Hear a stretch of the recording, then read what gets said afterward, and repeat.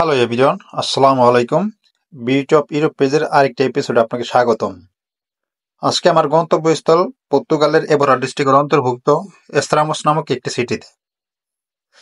Braga থেকে এস্তারামসের দূরত্ব 4 ঘন্টা 50 মিনিট।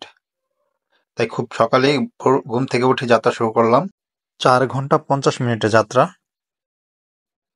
জার্নিটা দীর্ঘ হওয়ার কারণে কিছুটা যাত্রা বিরতি নিলাম হাইওয়ের পাশে একটা ক্যাফেটেরিয়াতে।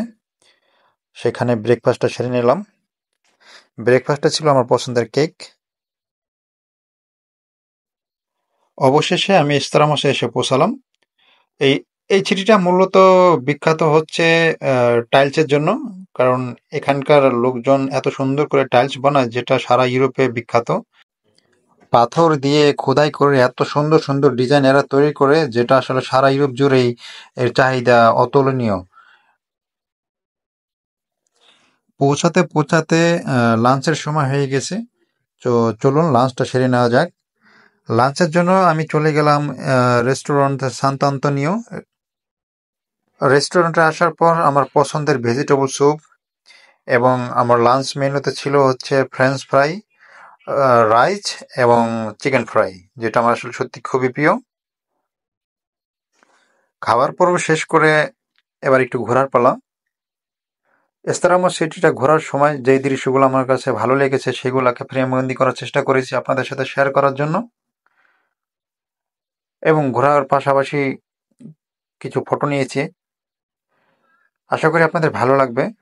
যদি ভালো লাগে তাহলে অবশ্যই ভিডিওটা শেয়ার দেবেন আপনার বন্ধুদের সাথে এবং বিউটি অফ ইউরোপ পেজের সাথেই থাকবেন। আর যদি ভালো না লাগে তাহলে অবশ্যই স্কিপ করে চলে যাবেন। এই সিটির মানুষদের ঘরগুলো খুবই ছোট ছোট এবং দেখতে অত্যাধিক সুন্দর। ডুপ্লেক্স ঘর, কিন্তু দেখতে সত্যি অসম্ভব সুন্দর। আমাদের বাংলাদেশে যেরকম বিল্ডিং উঁচু ভবন হয়, বাট এখানকার মানুষগুলা ছোট ছোট ঘর, বাট দেখতে সত্যি খুব অসাধারণ। ঘোরাঘুরির পাশাপাশি কিছু ফটো নেওয়ার চেষ্টা করলাম। মেঘাচ্ছন্ন ছিল, বৃষ্টি হচ্ছিল, জানি না কেমন হয়েছে ফটোগুলো।